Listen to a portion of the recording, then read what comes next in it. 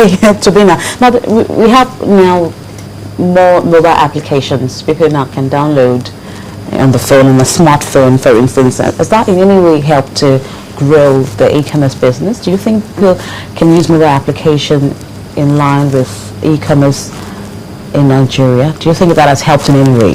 Well, yes, that has helped. First, we look at other clients. They use a lot of mobile applications. They do a lot of the things that they do. So theoretically, it has been proven to work out.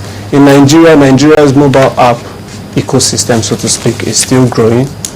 There is a lot of potential, but we see a disturbing trend, which is sometimes mobile app developers are so eager, are more geared towards winning awards or appearing on TV or being in the press. A lot of them are not yet really getting it right as per developing apps that are very viable business-wise. Who checks these things? Because do you think there's any regulation? If a new business, a new form of environment, kind of environment, is there any kind of regulation at all as regards being able to oversee what these people are doing? Well, the thing is, I am always tricky. I'm always hesitant when it comes to regulation. You can't regulate something you don't understand properly. And if you over-regulate, you stifle the business venture, the business market. So the industry is still growing. Everywhere else, even the practitioners are still trying to understand it better. So regulation is a little premature.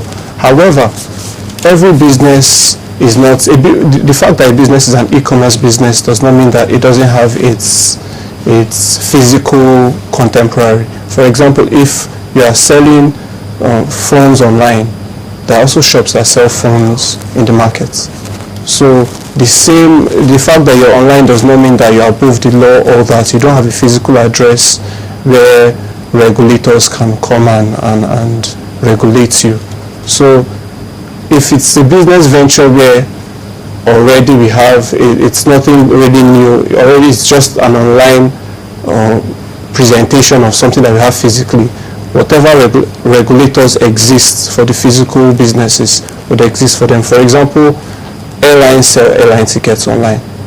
So if there are issues with that, there are the relevant Ministry of Aviation agencies that will regulate them.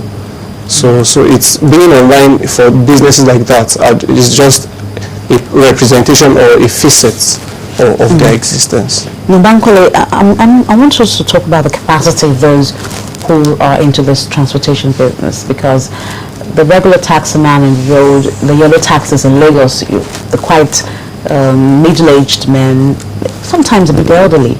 Now, in this kind of transport business that you're into, what kind of people are driving it? What kind of men are into it? Yes, so we approach all the different taxi drivers in Lagos. A lot of them are the elderly side. What we do is we present to them, and then we screen the ones that we want to take out. We traditionally try to start with the younger ones in each association so they can adopt it and show the older guys first. And but of course, majority of our taxis are the older guys. What we do is we train them in the office. We have all the information. We show them how to use the phone, because this is a guy that was using an old Nokia phone that we're giving a smartphone. So we're bringing people online, first of all, taxi drivers online, and they go home, they show their families as well, and that extends. So we have over 300 drivers right now in our network, and each of them has a smartphone and is bringing that to their home as well. Now, Tobina, is there any kind of protection for the consumer in this e-commerce business? Is there any legal framework at all to support the end users, maybe for those who are not satisfied with a kind of service?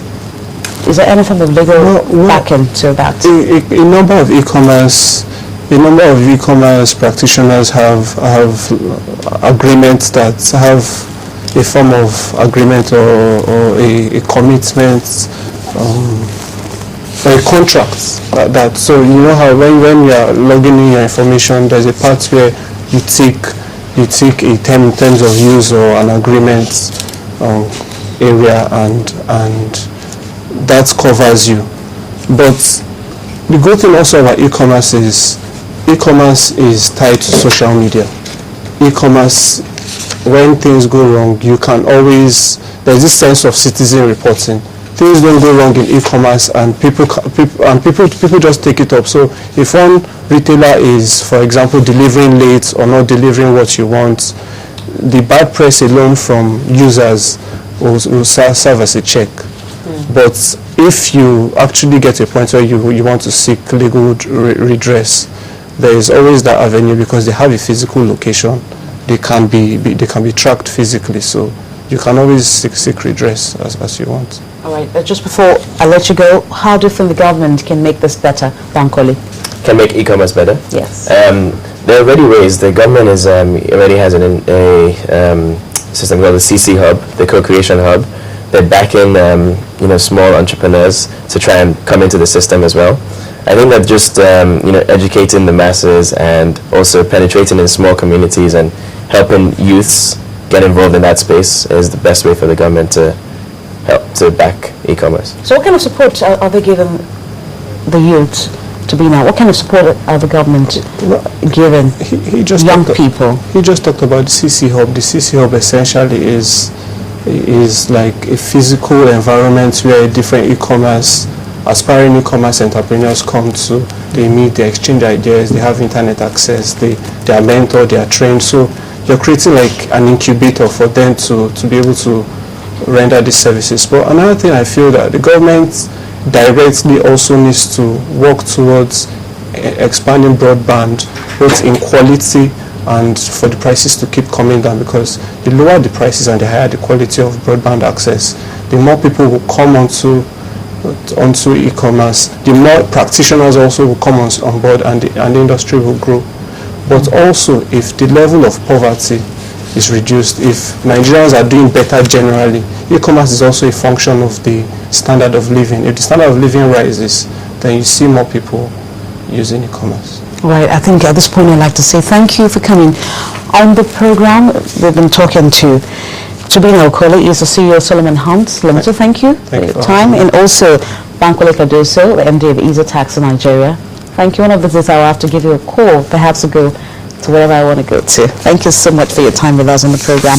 And that's where we'll wrap up the program. Just before we go, just to remind you that on the global markets this week, we're expecting a 2-day meeting by the Federal Reserve. There's actually a policy decision this week in the U.S. and Ben Bernanke is expected to chair that meeting. The talk will center around stronger economic data in the recent week, which will include employment and consumer confidence, and how all of this information will drive activities from investors all around the globe. That's Monday's edition of Business Morning. Thank you very much for being a part of it. We appreciate your time with us. We hope you join us again, same time tomorrow. Thank you for watching. I am Bolaji Akinwale.